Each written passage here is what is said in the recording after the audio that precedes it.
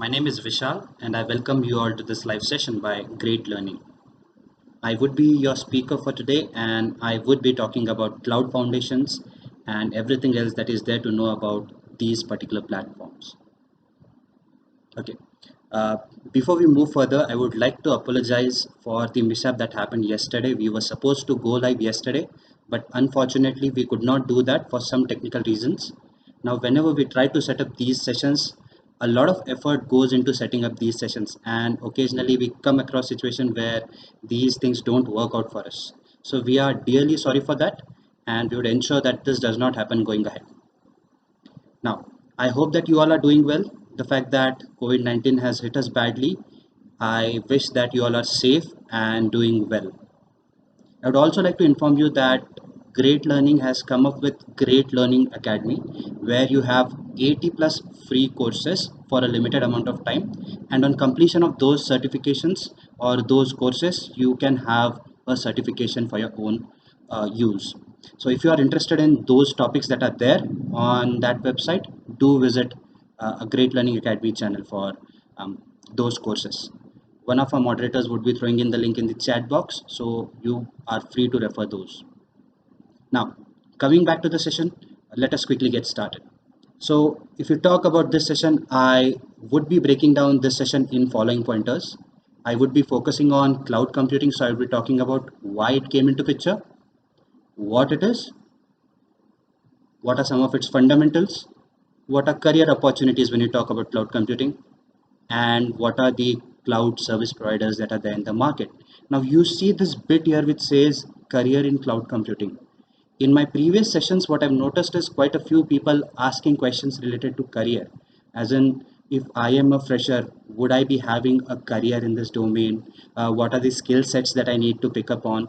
So I would be trying to address those questions in this bit. And what I would also suggest is if you do have any questions that concern the topics that I'm talking about, feel free to throw those in the chat box and I would try and answer those questions at the end of the session, that is last 15 or 20 minutes. Now, all these pointers are out of the way, so let us quickly get started with the main topic of discussion. So why cloud computing? Well, to understand this, I would like to put forth a scenario that existed before cloud computing came into picture. Now, cloud computing is something that has been happening for a fairly long time, but it achieved its precedence mostly after 2005. So, I would be talking about time there and thereabout. So, in order to actually go ahead and host their applications or have a business that concerned these domains, people actually had to go ahead and set up infrastructure. So what that meant was they had to actually go ahead and buy a stack of servers and have people to maintain and monitor these servers. So there were certain drawbacks in this particular approach. Let me throw some light on those approaches as well.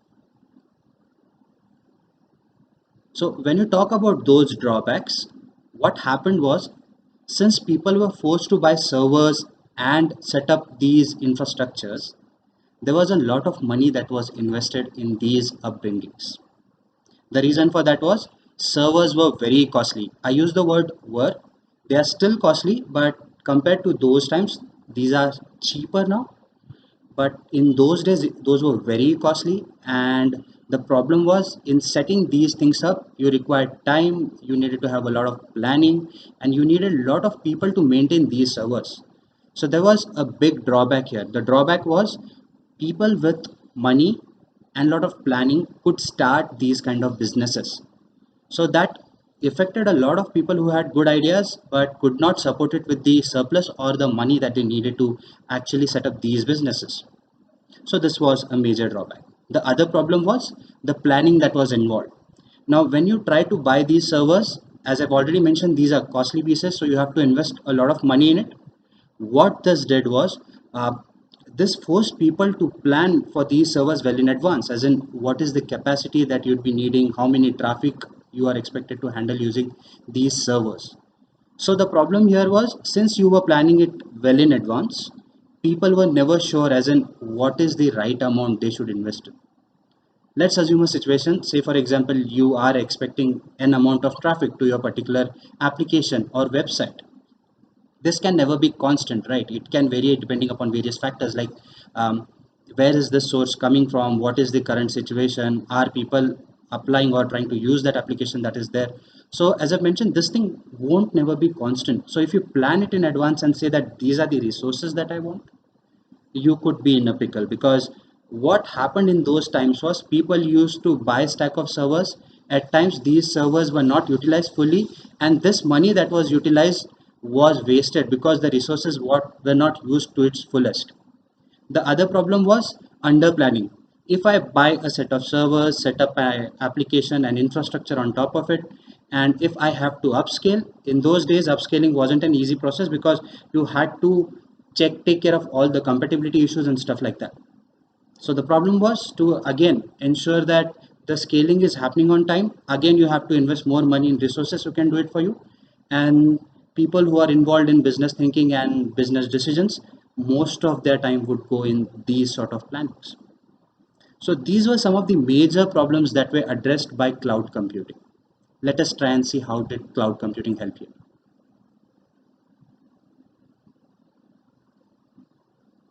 Well, whenever we talk about cloud computing, I can always relate it to electricity. Now, I would not ask you to directly compare it with electricity, but it is analogous to how electricity is supplied to your homes. Whenever we want to use electricity, switch on a bulb or TV, what we do is we just press the button, and probably electricity helps these things to work for us, right? So there is this group of people, a board that basically maintains your electricity for you. They take care of supplying it to your home, billing it for you, maintaining it, and monitoring it for you. All you do is you press the button and use the electricity, and to the max, you pay the bill in the next month, whatever bill was generated for the units you've consumed. So, this is what cloud computing does for you in this infrastructure and application setup. If you wish to set up an infrastructure, you can always approach cloud computing service providers. These service providers let you rent their services for given amount of time you need to rent those. When you rent those, these people also maintain and monitor these services for you. So what happens here is when you rent these services, you can always tell them that these are the resources that I would want to focus on. These are the amounts, units in which I want to use different services. This is the kind of computation I want, storage I want, database I want, and stuff like that.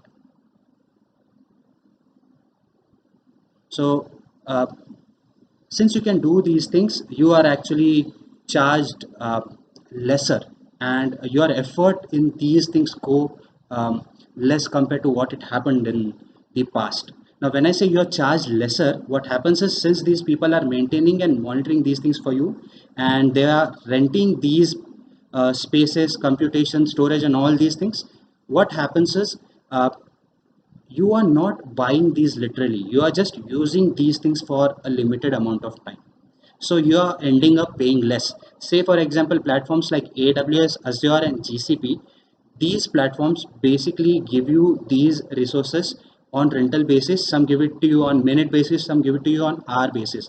Say for example, you are using a particular resources for 10 hours, you'd be charged only for that 10-hour duration. So again, that initial planning is involved here as well, but it can be dynamic and you can change or go ahead with that planning part, right? So that is one thing. The other thing is since you're paying only for the resources for the time being that you're using them, you'd not have to worry about the upscaling part as well. You'd be paying for the resources that you've used, and now if you feel that there is an upgrade that is needed, you can reach out to these people and they get it done for you at a quicker pace. Some things even happen in minutes time. So yes, you can understand the amount of flexibility that is here. And that is why when I said cloud computing helps you in this approach, this is the change that cloud computing has brought in. You have people who let you rent these services, you have people who can maintain these for you, and you do not have to worry about the mishaps that are there. Now, going ahead, you people might have questions as in is cloud secure, right? Because that was the question that had been thrown a lot, especially after there was this outage in early 2010s. So that is when people felt that cloud wasn't secure enough. But a lot of process has come in, and since then it has gotten a lot more secure. And if you've taken a look at the numbers, something that we're going to discuss going ahead, uh, cloud computing shows very bright numbers and very progressive numbers.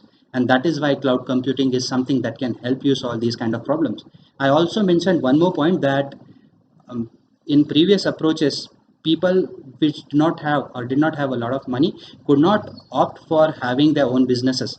Now since cloud lets you do these things on rental basis, people with limited amount of money can also actually move to cloud and start their own businesses.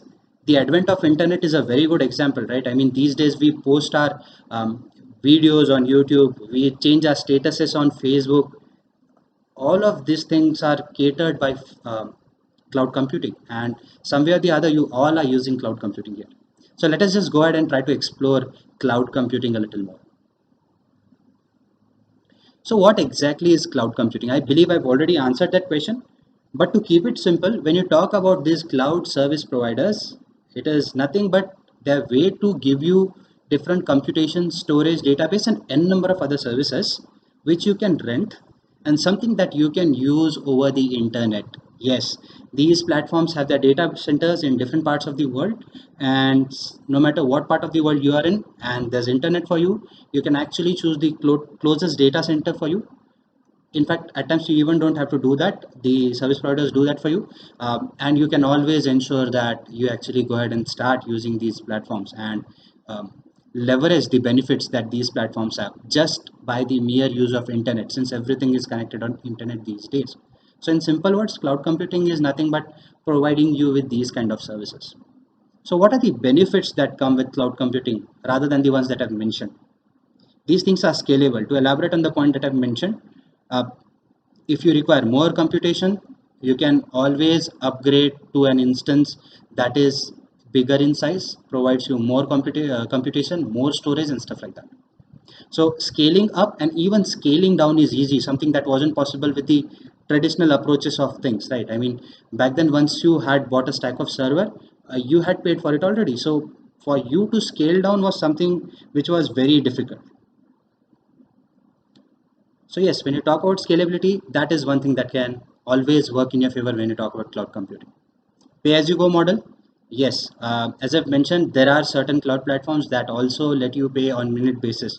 So if you've used a service for like 45 minutes, you'll be paying only for 45 minutes of its usage.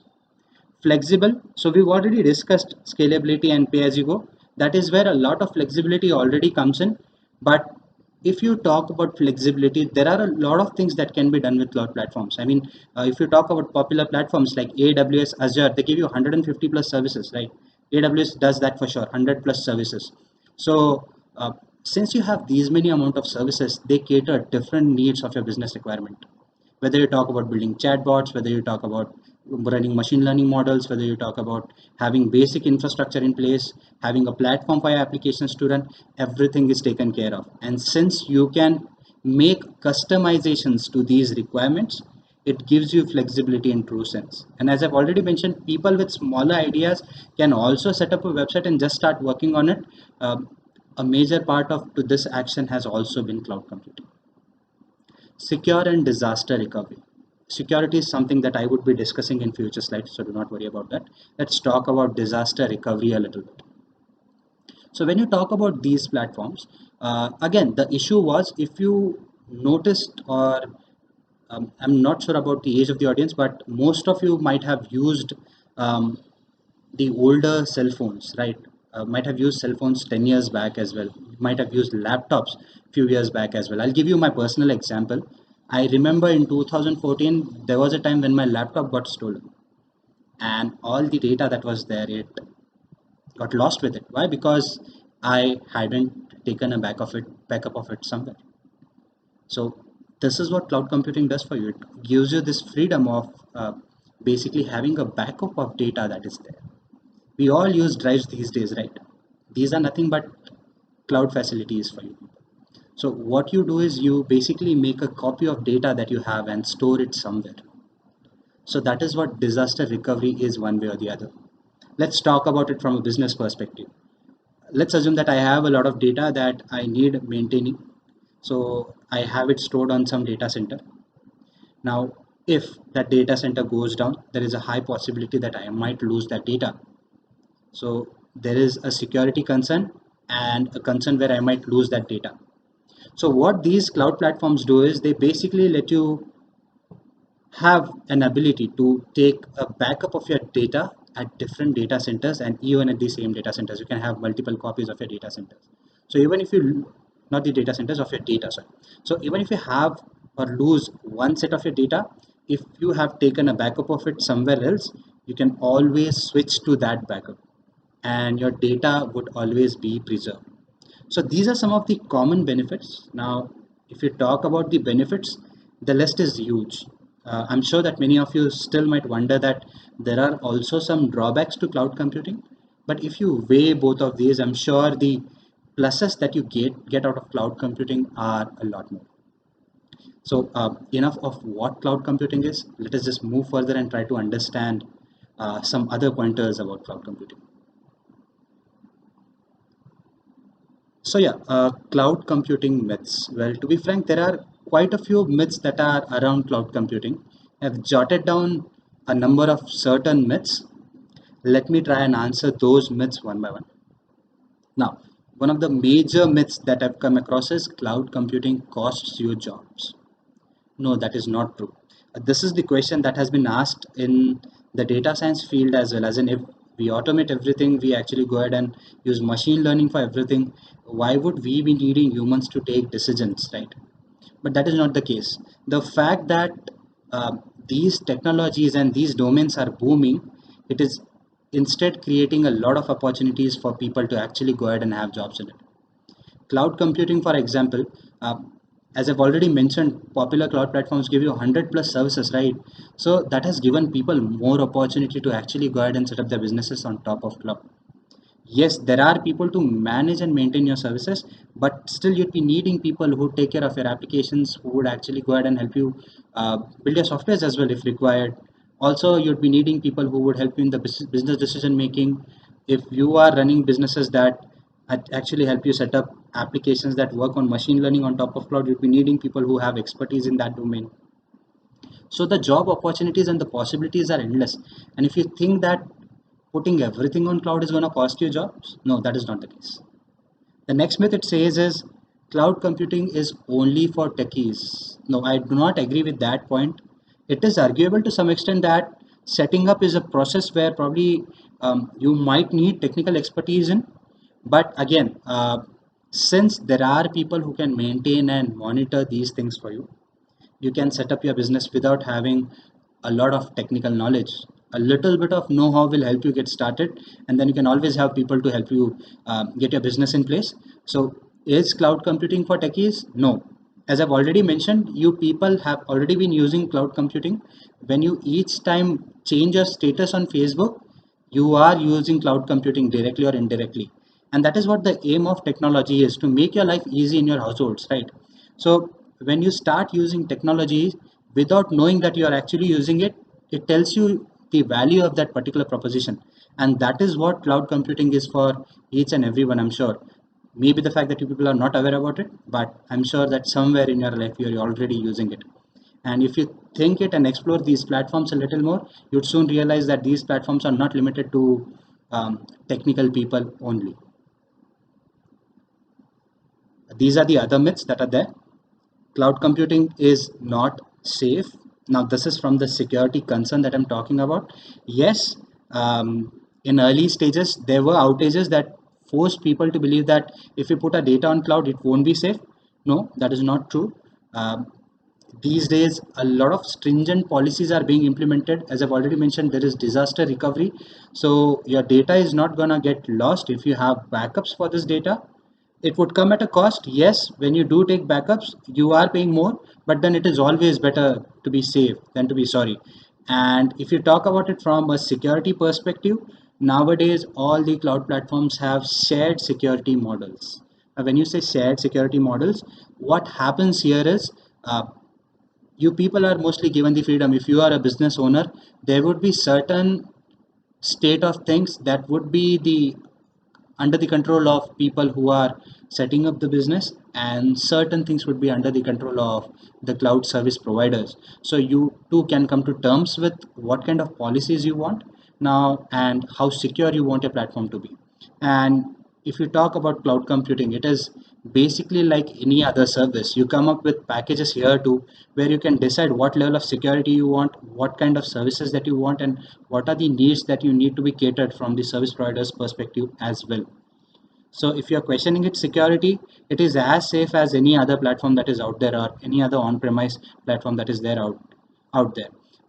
There are private clouds as well these days, so it also adds to the security part a little more. Something that we would be discussing as we get into the um, deployment model section. But if you ask me whether cloud platforms are secure, yes, these are very secure, and you have a lot more options these days when you talk about its security. Now, the final point here says cloud is just for virtualization. Is that true?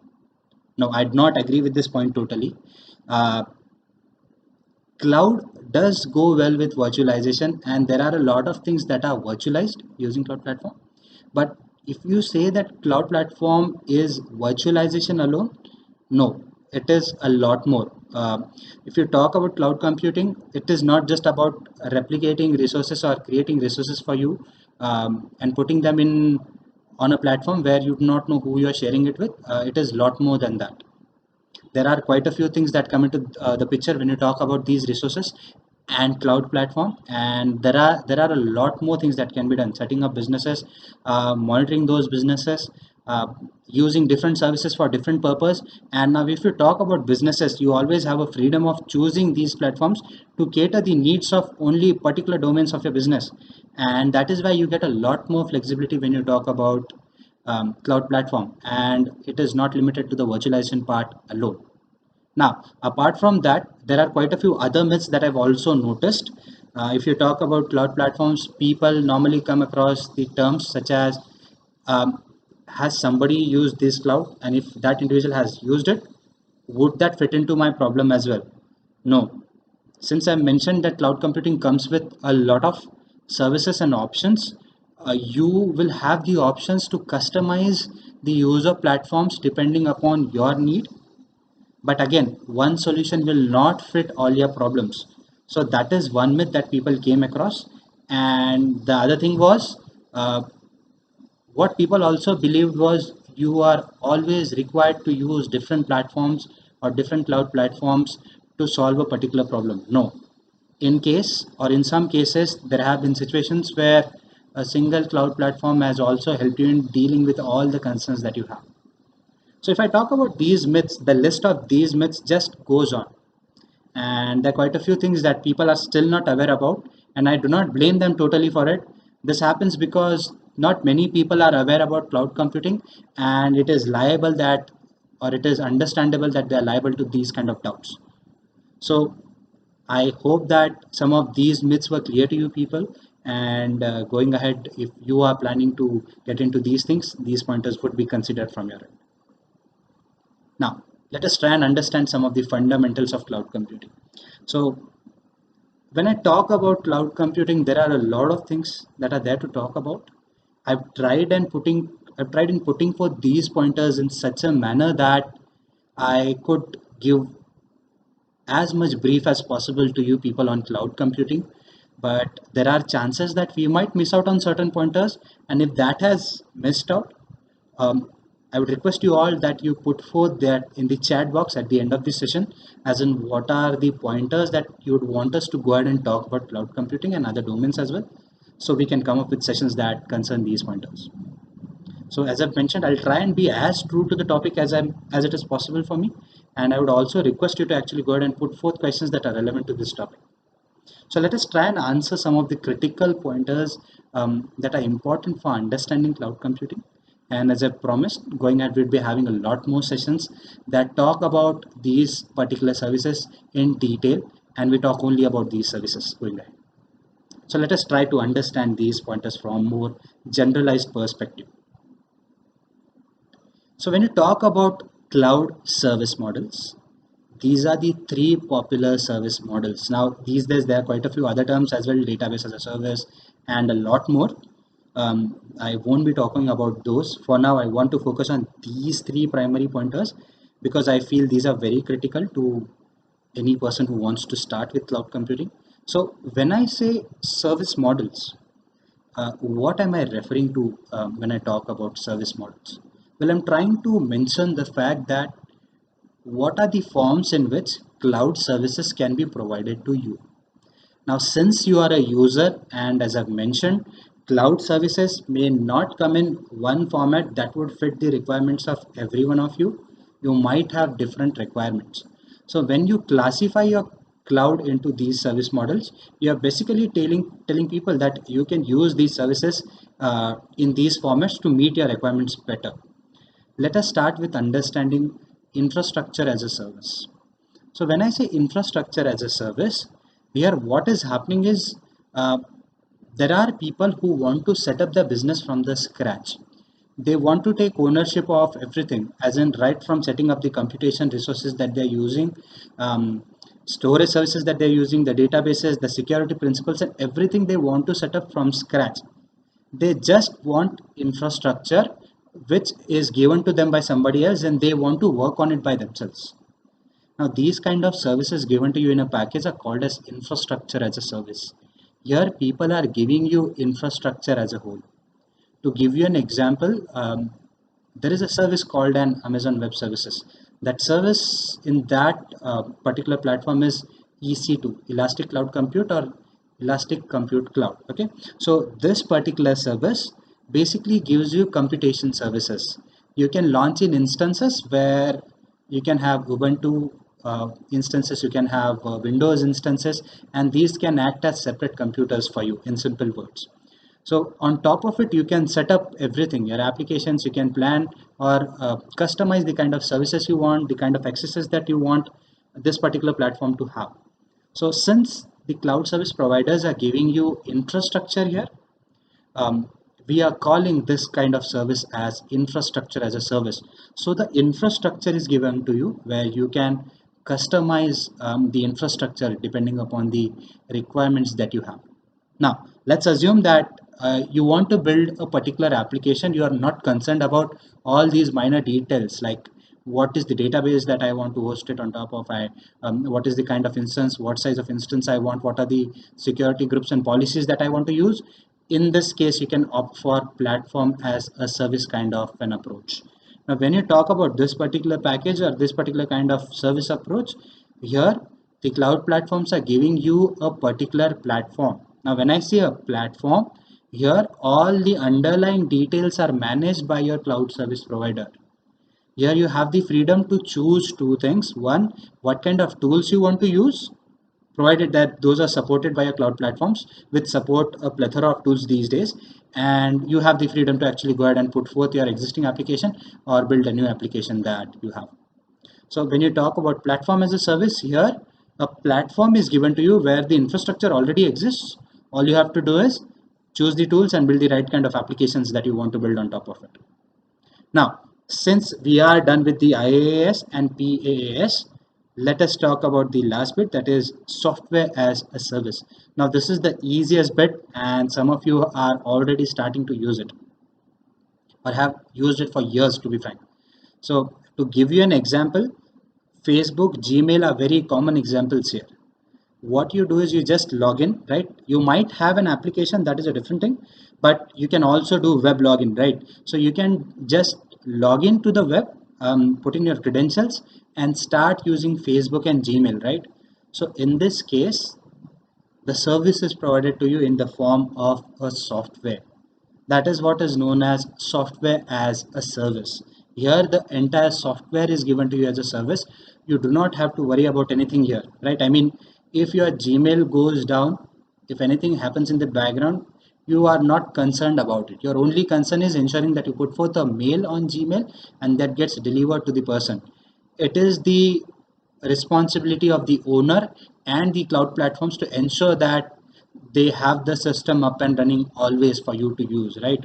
You do not have to worry about the maintenance and monitoring part here at all, neither the configuration part nor the building part.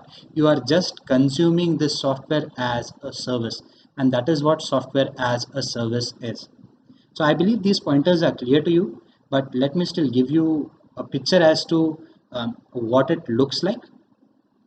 So this is what IaaS, PaaS and SaaS looks like. As you can see, in SaaS, all you're concerned with is just the data. You manage the data.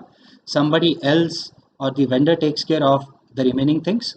On its left, you have PaaS, where you manage only the data and the applications. That is, you choose the kind of tools you want to use, the applications you want to use, and build an application on top of it. The plan is taken care by your uh, cloud vendors and the owners. So, if you Prof. Nirmalya, I won't go into the details of that, but I would like to quickly touch upon those things. He used a very good example of um, pizza. So what he said was there are three ways in which you can consume pizza, right? You can either cook it yourself, you can order it, or you can go to the hotel and eat it, right? Directly. So if you actually basically just cook it at home, you are taking care of everything that you do. You buy the dough, you might even create the dough, you put in all the ingredients, you cook it, and then you eat it. You use your own utensils as well.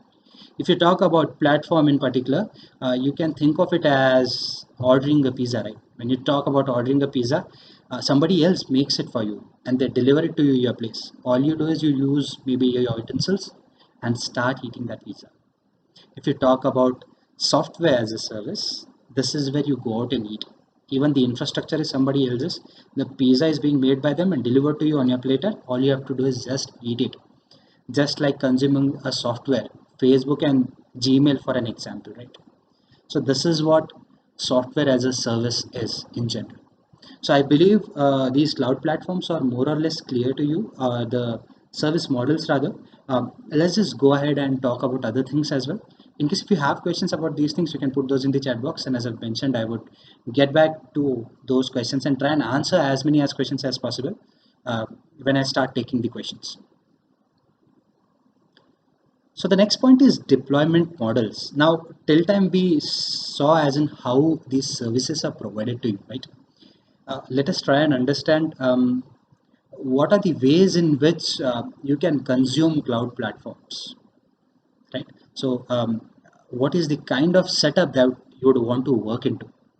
Say, for example, I want to set up a particular cloud platform, not a cloud platform, sorry. I want to set up a particular application. I need to understand um, or I need to have control on certain things, whether my data is secure or not, and stuff like that, right?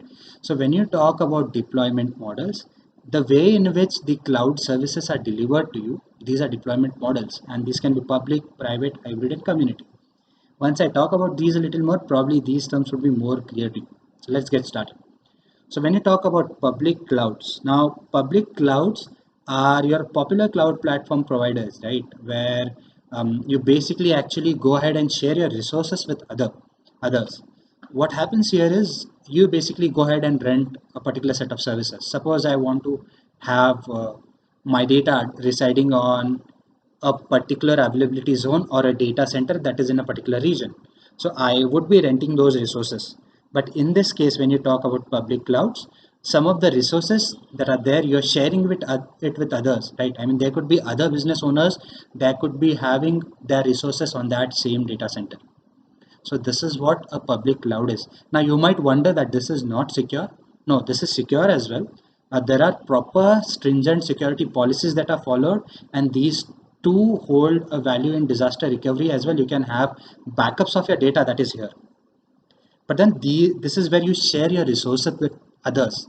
There is enough walls created for you to stay isolated with the services that others are using or the resources others are using. So that ambiguity is not something that you'll be facing. But yes, there is a common data center or a cloud that you're sharing with people. So these are public cloud platforms. Now there could be a situation where you actually want to ensure that all of your data is completely secure and you have the complete cloud for your personal usage. So in that case, you can opt for private clouds as well. There are Dell and various companies that give you or provide you private cloud services. HP is a popular uh, player in that domain. So they provide you private cloud services. It is like owning a complete cloud where nobody else is sharing resources with you. So in this case, you might ask a question as in how is it different from an on-premise architecture, right? So the difference here is you are still renting these resources. So that is why since you are renting these resources for your own sake, it would be costlier than your public cloud. but it will still be cheaper than buying the entire infrastructure and then setting it up. And you would still be having people who can maintain and monitor those resources for you. So if you talk about it being affordable, it is still affordable than an on-premise infrastructure. Then we have other approaches like the hybrid cloud.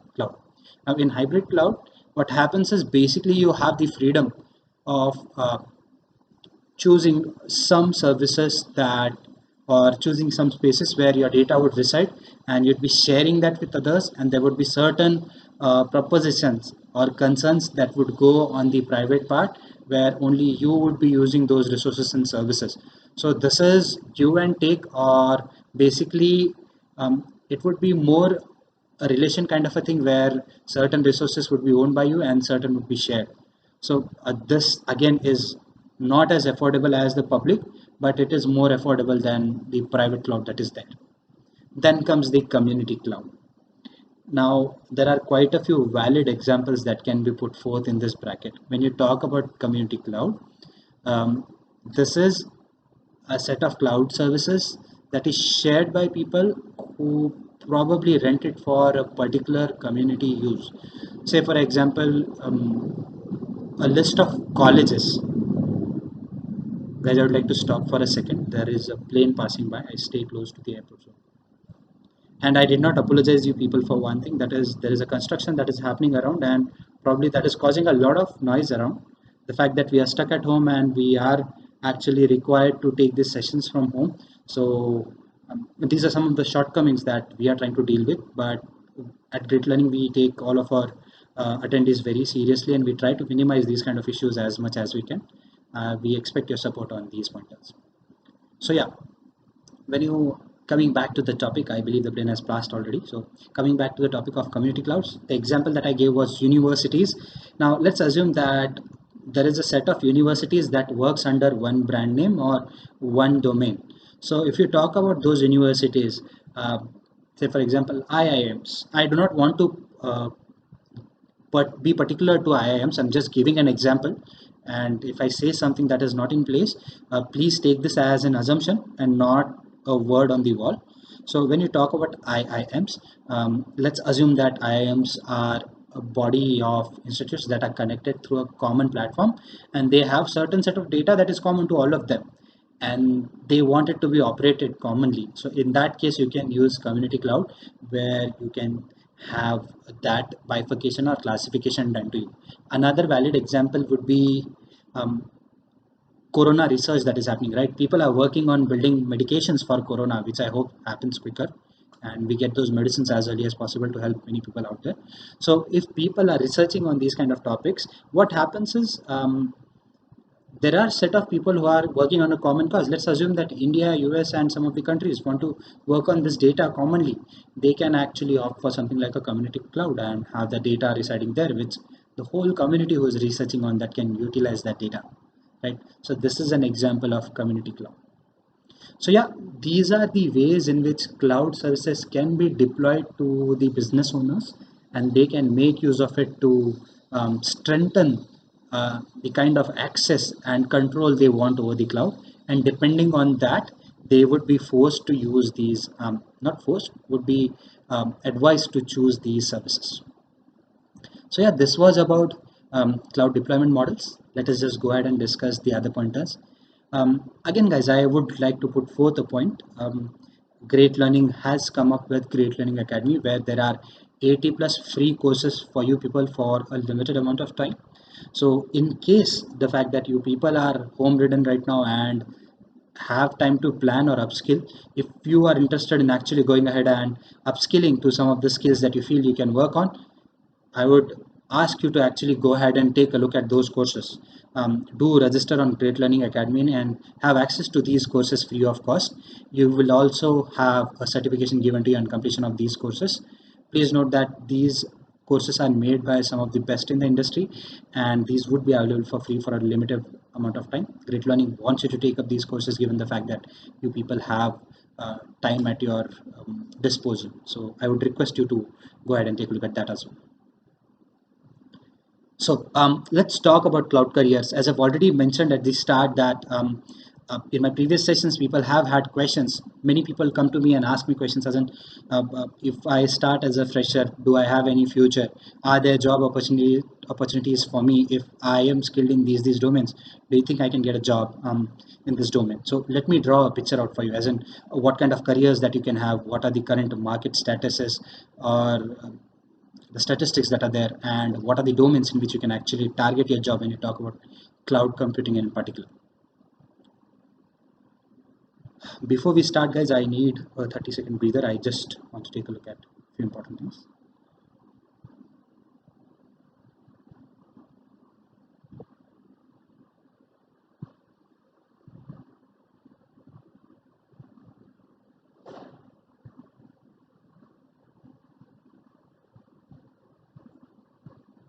Okay, sorry for the interruption.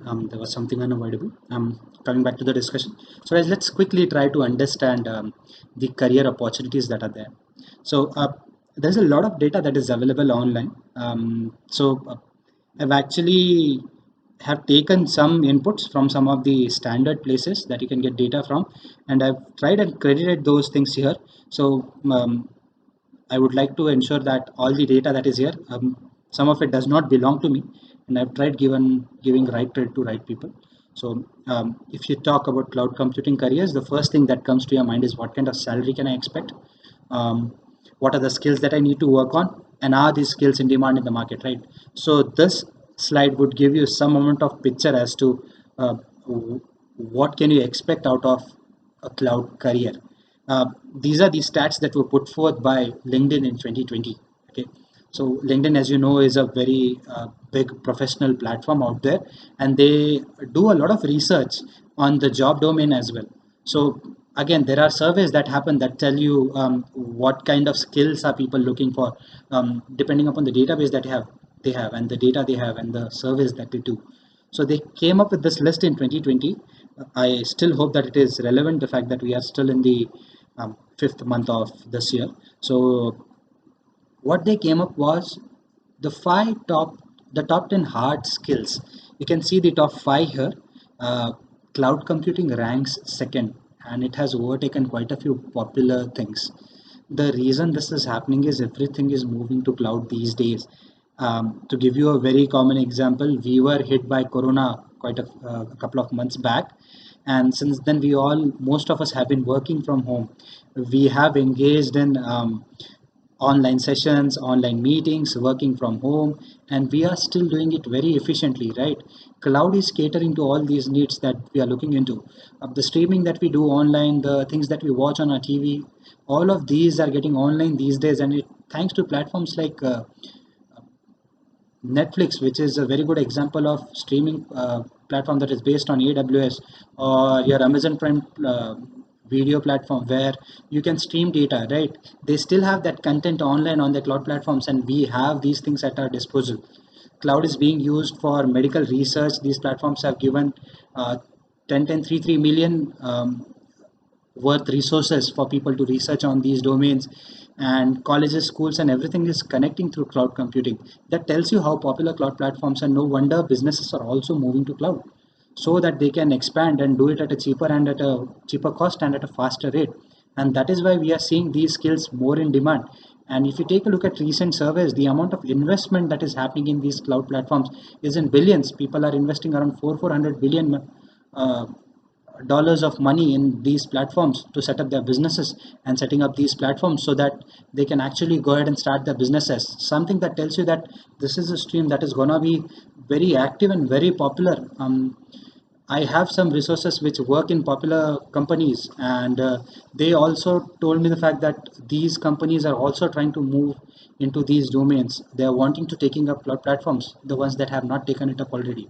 So the job domain is something that is very hot right now, and many people will actually will have a very good and bright career if they do take up these skills in going ahead.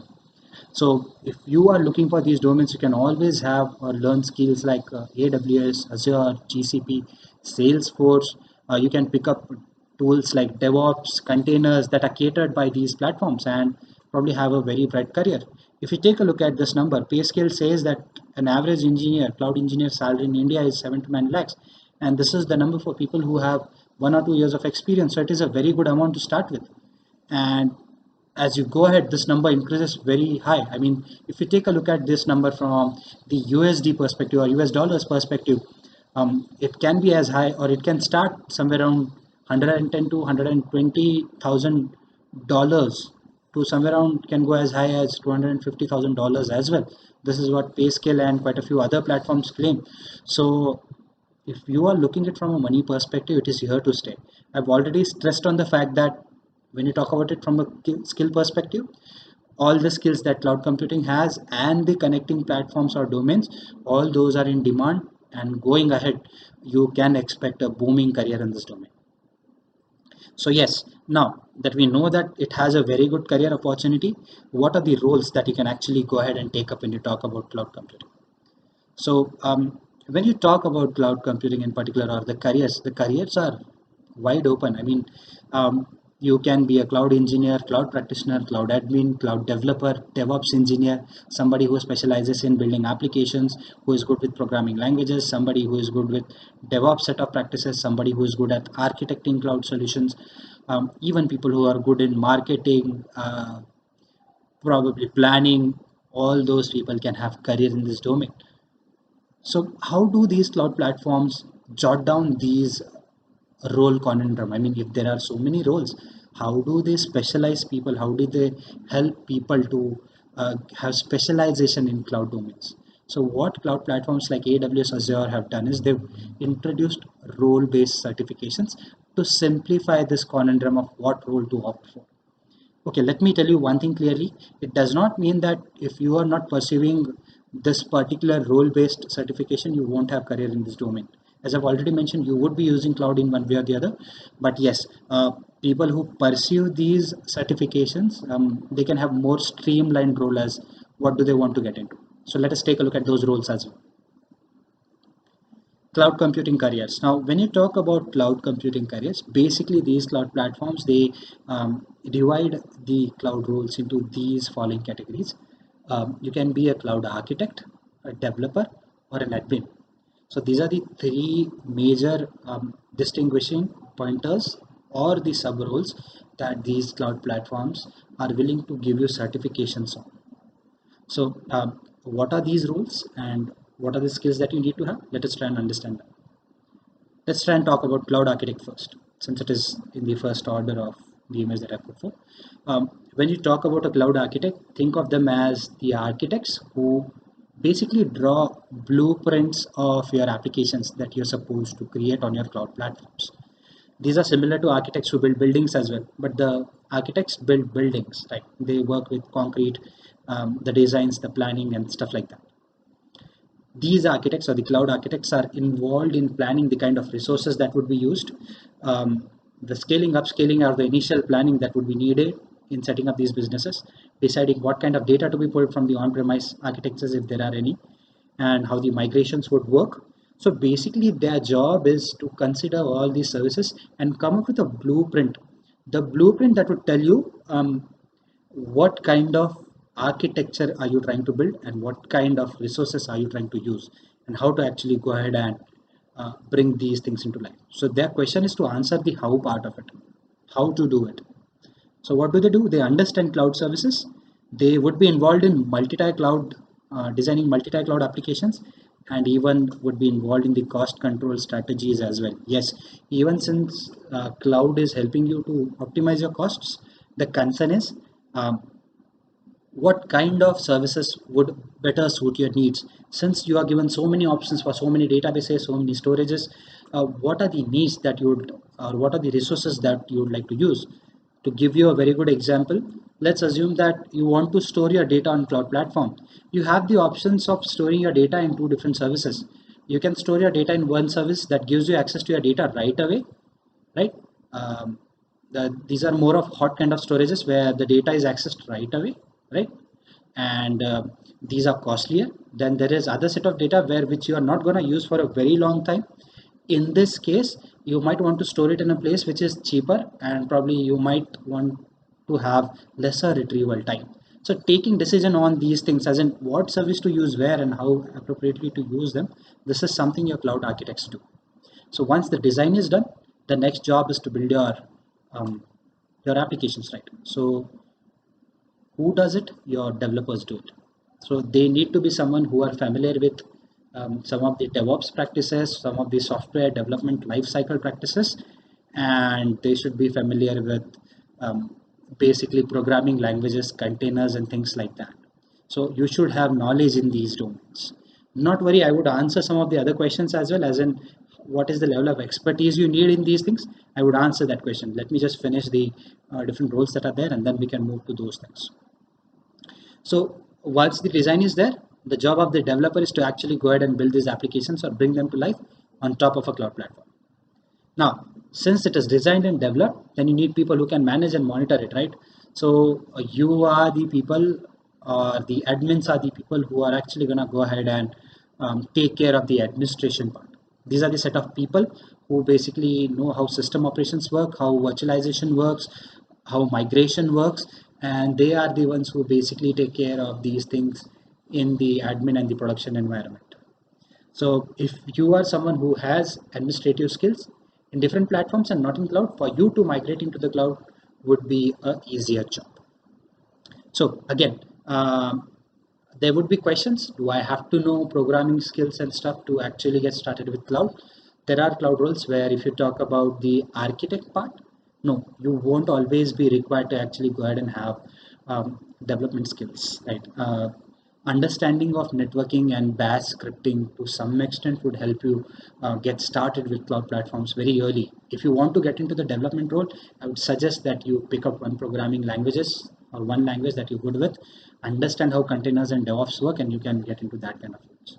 Administration roles, people who are good with databases, people who are good with handling admin responsibilities, you people can definitely opt for careers that are in the administrator role.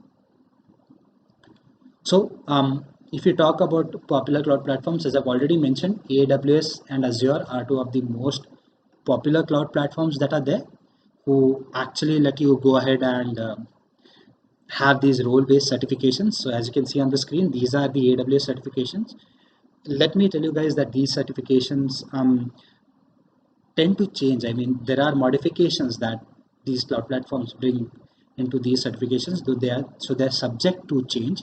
But the recent updation in these certifications was in February, March, April, if I'm not wrong. It happened in last 3 months, and these I believe are the latest ones.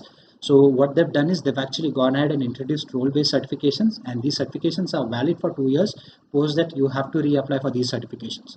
To start with, you basically start with a practitioner certification, which again is optional.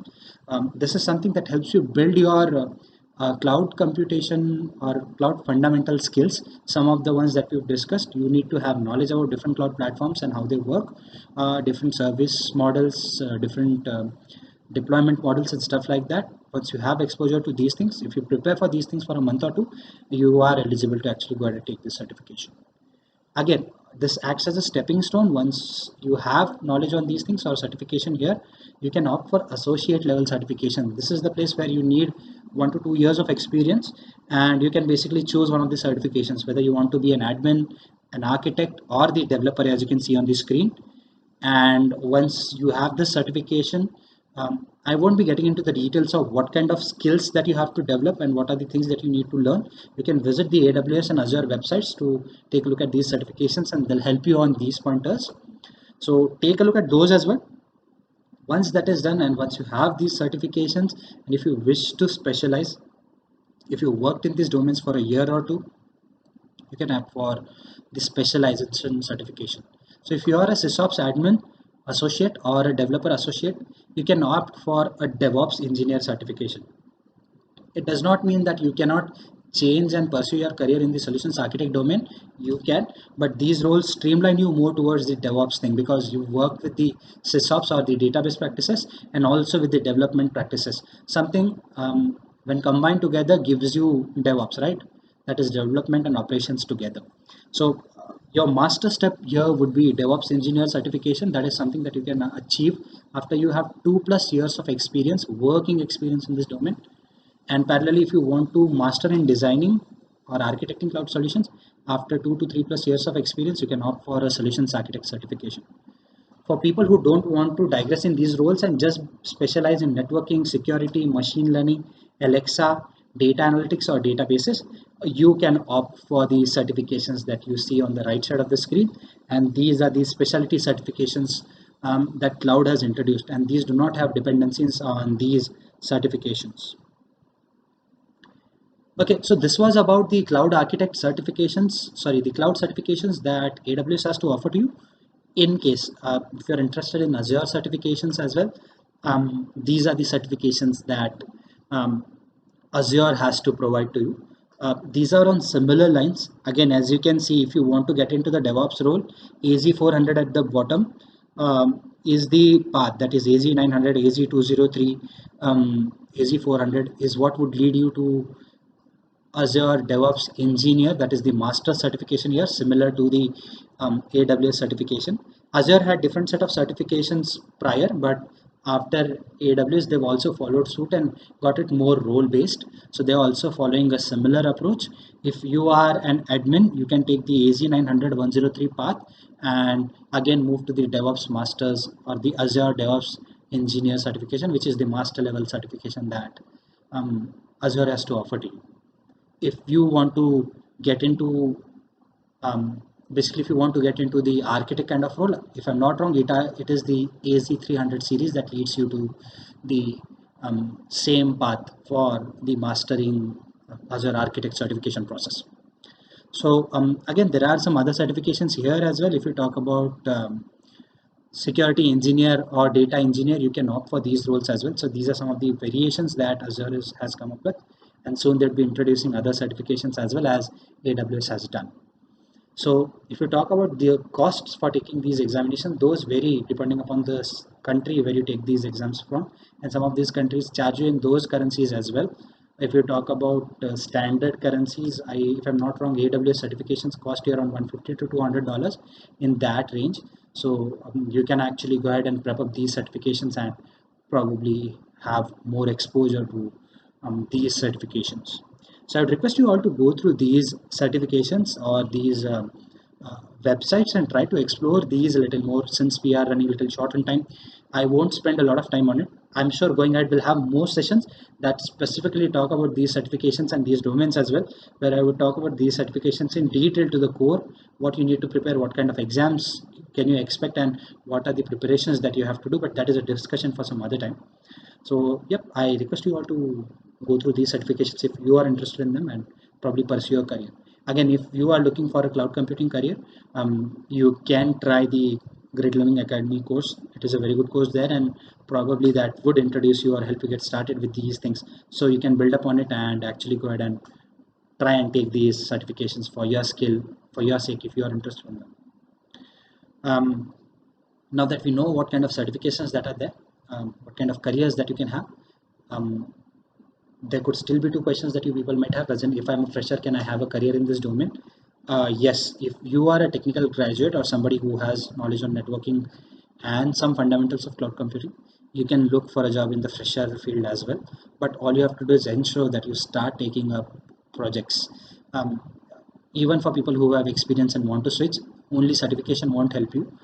Build your skills in these particular domains and try to take up as many projects as a freelancer. When I say, I don't expect you to just go ahead and build three tier applications, but just try to show your hires as in you have interest in this domain and you have done this research or work on these kind of things, so the transitioning would be easier for you. Now, what are the cloud service providers that are there in the market? I personally wanted to walk you through these platforms, but we are running short on time, so I'm gonna finish these things a little quickly. Amazon Web Services is one of the most popular platforms that is there in the market. There are other platforms like Microsoft Azure, which is catching up, which is very neck to neck with AWS. AWS has a greater leap in this market because it had an earlier kickstart or initiation. It started very early compared to other platforms, so it has taken that lead, and that is why it has a greater market grasp, market share, more services to offer to you, and more people wanting to have a career in it. But other platforms are equally good. Say for example, if you are interested in working in big data fields, or not big data but mostly AI, deep learning, machine learning, GCP is a very good platform to do that, and they have a lot of data for themselves to basically update these resources for you so that they are more streamlined for your needs. If you are more comfortable with the Microsoft stack of products, um, I won't force you or ask you to go to Microsoft Azure, but you will feel at home when you talk about Microsoft Azure when you switch to that kind of platform. If you're starting fresh, the suggestion would always be you start with Amazon Web Services because it is the easiest one to pick up and most prominent one in the market, and hence more chances for you to land up a job. So let me quickly just give you an overview of how this platform works, and then I'll quickly take up your questions for next 10-15 minutes. Okay.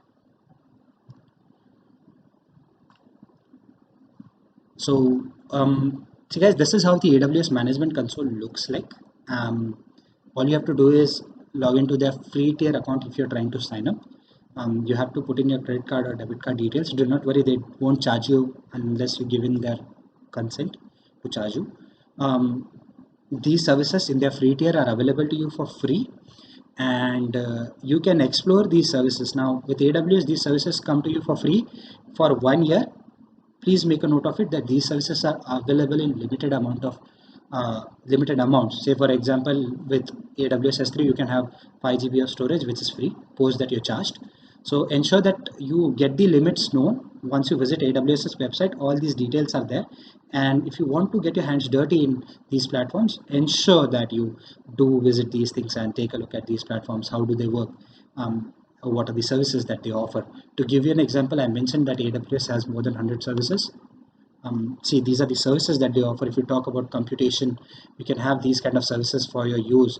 Elastic Beanstalk is a PaaS service, whereas EC2 is basically your infrastructure as a service here. So some of the services here are serverless, some of the services are server based. So depending upon your need, you can choose these services. There are services for storage, there are services for databases.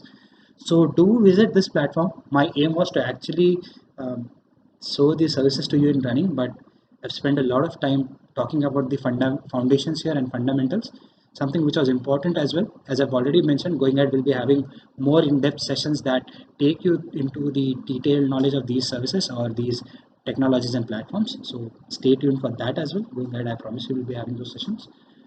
Meanwhile, as I've mentioned, I would request you all to, if you are interested, given that, take a look at these platforms and explore those. So, yep, I believe these were the pointers that I wanted to focus on in this particular session. Um, Let me just quickly take some of your questions, and as I've mentioned, I'll try and answer as many questions as possible. Again, guys, you can or you should visit. I would suggest that you visit Great Learning Academy and take up the courses that are there. That would help you develop skills that are here. So let's quickly take up some of the questions.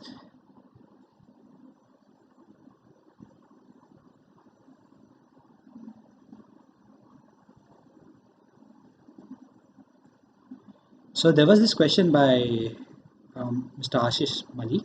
He says that scope of completing GCP certification, associate, and architect. So um, see, this question, I would give you a generalized answer since I do not have a lot of information on it. Um, Assuming that you have some experience in the domain, um, as I mentioned, you need to get a certification, and once you do that, you would know the technical know-how, how things work. So you can beef up your resume first to start with, trying to work on things that are similar. To give you an example, I started working on these cloud platforms or exploring these cloud platforms at least in 2016 and 17. So initially I was very new to these things, and it took a lot of time for me to pick up these things because I was not aware about Bash fundamentals, JSON, how these things work and stuff like that. But with time I picked these up, and I realized that cloud platforms are something that you can do a lot with. So I did all these things on my own, and before getting a certification or something, I actually spent a lot of time working with these cloud platforms, creating the projects that are there on the website. If you talk about platforms like AWS, Azure, and GCP, they have their demo projects that are put forth on their websites for you to practice. So you can create those things, and there are step-by-step guide for you people. So ensure that you get a certification and you start creating projects that are in line with your architect role. And if you do not even have any prior experience of architecting solutions on on-premise architectures as well, you can still land up a job. I hope that answers your question. Let me try and take other questions answered. So there was this continuation question from Ashik Asis. I will apologize for that thing, for the mispronunciation. So Ashish, you asked that is it more relevant, that is GCP in the market? As I've mentioned already, it actually depends on what you're trying to do, right? I mean, yes, GCP has a good value in the market. See, many people who actually transition to these certifications have some sort of industry experience in similar domains, if not in cloud platforms, but in similar domains. At times, even the companies expect them to actually go ahead and specialize in these certifications, take these certifications so that they can help them in their business goals, right? So if your business wants you to actually take up a GCP certification, if that is the option for you to do it. If you have a specific requirement as to you want to target these kind of services, you can opt for that kind of certification. If you talk about the job market, all these popular tools, whether it's the IBM Cloud, Azure Cloud, AWS Cloud, GCP Cloud, these are popular clouds. Okay, so you'll have a good amount of opportunity if you have right set of skills, because there are quite a few vacancies that are there, and as I mentioned, these fields are still unexplored to a very great extent, even though they have been implemented for a very long time. It is now that people are taking these certifications seriously, and if you have right set of skills, trust me, you will be paid a lot, and you can have a career in either of the certifications that you take. I do not want to patronize any particular certification because that won't do justice to those certifications.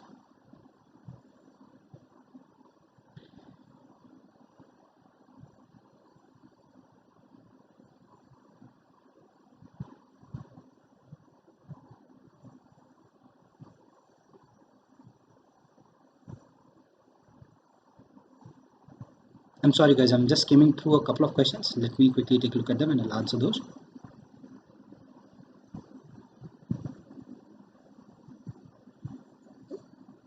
Okay, I do not have the name here. Somebody says that I am from computer science background, and what are the steps that I need to take in order to achieve a career in this domain?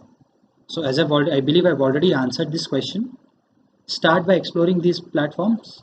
Try and see what are your strengths, and it's not important that you actually go ahead and take a certification in this domain, but you can take those role-based certification steps to start gaining your momentum or learning these courses or these skills, right? I mean, what you can do is you can um, always ensure that you pick a particular path, try to see what are the kind of questions that are asked in the examination, and start preparing it from that perspective. That would also help you pick up projects and develop your skills in that domain. Someone says that I am a computer science student, I do not like coding. What is the main skill that I need to understand? See, as I've mentioned, if you opt for the architect role, you won't be expected to go ahead and build applications right away. Uh, However, you would be expected to have some knowledge in the networking domain or have some understanding to how bash scripts work, what JSON is, how those things work. Now, I do not, or we, or these cloud platforms do not expect you to have detailed knowledge on these things. You're not expected to be expert in these things. Bash networking is something that you can pick up in hours. If you want to have knowledge on bash scripting or something like that, just jot down what are the pointers that you need to know. Maybe 4 or 5 hours is something that is good enough to get you started. Same is with networking as well. Get a hang of these things, so when you try to learn these cloud platforms, you won't feel alien. Do you need to have programming knowledge? That is not a mandate. It depends how you want to take your role moving further, 2 years 3 years down the line, and then accordingly you can pick up the skills that you need. But to start with, that is not a mandate.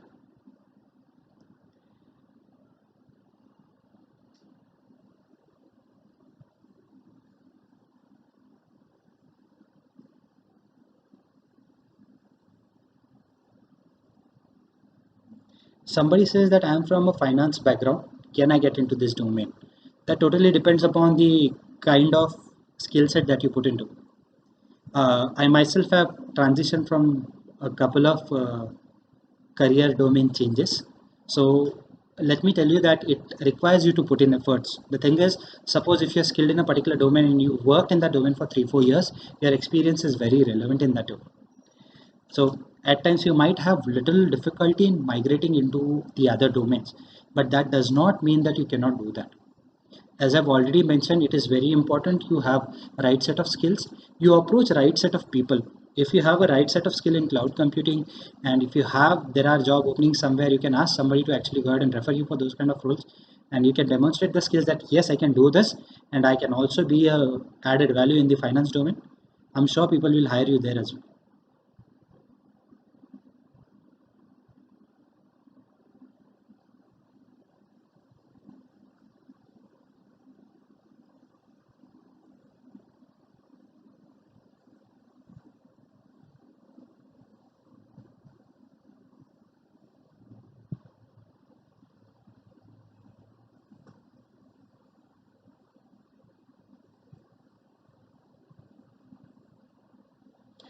Okay, so somebody asked, it is Ratul Ghosh. He says that cloud computing as being the most powerful in terms of server capabilities.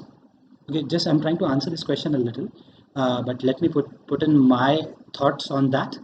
Uh, okay, so when you talk about server capabilities, um, see, as I've already mentioned, if you're looking to get into a business, there are people who already set up these data centers for you. If you talk about AWS, Azure, GCP, um, these people have these providers have rather big data centers in different countries at different locations. So if you talk about the server capacity, it is huge. You can store so much data, you can monitor, manage, and have so much data on this platform. The possibilities are endless here.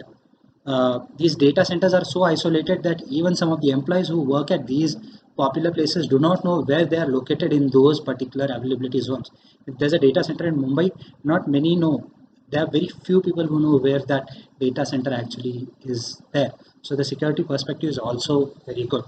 And since these people have um, as you know that if you talk about Amazon Web Services, AWS, sorry, Azure in particular, which is Microsoft's product, these people have been in this domain for years now, even decades. So what that means is they have this infrastructure and also the money to have these places or these programs in place, these data centers in place. Since they have so much effort, so much resources to do that for you, yes, their server capacity or capabilities are unquestionable because they are the pioneers in this domain. And that is why, since they can host uh, things like Google, Netflix, which are very critical to being or streaming or making their availability to the people, um, that tells you the value of the server capacity and the prowess these people have in that. So if you ask me, as in, yes, if you are asking this question from that perspective, as in, are there server capabilities or capacities up to the need of the market? Yes, these are very strong platforms, and uh, yes, if you compare it with the market resources, they are better than them and up to there. If you ask me this question.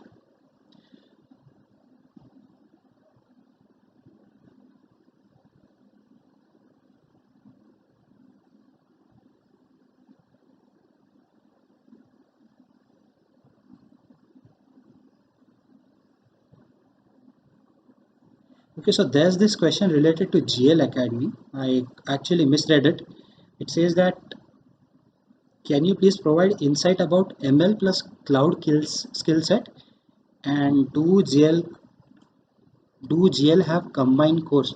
So what I'm trying to guess here is you're trying to ask whether ML skill set can be used on cloud platforms, and can I make use of it for my career on cloud domain, and do you have courses on GL that support this skill, right? The answer to both the questions is yes. If you talk about AWS, Azure, GCP, I'm sorry, I'm just using these popular platforms. There are other platforms here as well, but these are the most noted ones. So these come to my reference first. So these platforms have very good support or services that help you build machine learning models, visualize and analyze the data that is there on those platforms, build applications, dashboards to support that the data that you've already processed on these cloud platforms, and also present it to your stakeholders. So the skill sets here too would remain same. You would be required to know what Python is, what these tools are that help you analyze data. something knowledge of BI tools like Power BI and Tableau can be accommodated with something like QuickSight service, which is for business intelligence and dashboard creation on cloud platform like AWS. And even Azure has various data warehousing, big data tools and services. So is with GCP and AWS. These services are something that can help you implement machine learning on top of cloud platform. So understanding the know-how of machine learning and how data science works, once you have that, you can actually switch to these platforms and get started on these platforms. What these platforms also do is they ensure that the complexity that you would do by using these tools directly, that is the data science tools, that gets reduced when you use it on cloud platform, because the infrastructure and the services are given to you in such a format that they ease some of the steps that you involve. Say for example, importing the data, getting it organized on these services is a lot easier when you do it offline or on-premise architectures. So can you have a career or have a skill set on the cloud platforms for machine learning and data science? The answer is yes. The other question that you mentioned is, do you have courses on Great Learning Academy that support these skill sets? Let me tell you that there are 80 plus courses that Great Learning has to offer, and there are courses for cloud platforms as well, and there are courses for data science and machine learning as well. I would suggest that you definitely go and register to these courses, and I would say that you do go through these courses and continue your journey with machine learning, data science, and cloud computing. One more important pointer, guys, that I would like to put forth is we would be launching or publishing a video on our YouTube channel that basically would concern um, um, cloud computing, something that you can take a look at. And we would be having a course by a respected Prof. Nirmalya, who is an expert in this domain, and his session would be available on Great Learning. His course would be available on Great Learning, something that you can actually register for and reap the benefits of that course, as long as it is available to you for free and get a valid certification in the domain. So as far as this session goes, guys, I believe we already ran out of time. We are running 15 minutes extra for this session. I tried putting in as many pointers as I felt were relevant to this topic, and I hope I've answered some of the important questions that you had in your mind when you started with this session. Again, we put in a lot of effort to bring these sessions for you. So in case if you liked this session, ensure you like the video, and do let us know in the comment section as well if you like this video, and what kind of videos would you or sessions would you want us to come up with that would help you actually upskill, something that we thoroughly wish to do as a company and as individuals as well. So yep, I would be resting this session here and here, and I promise to come back with more valuable inputs. Do let us know how you felt this session was. Thank you. Bye bye.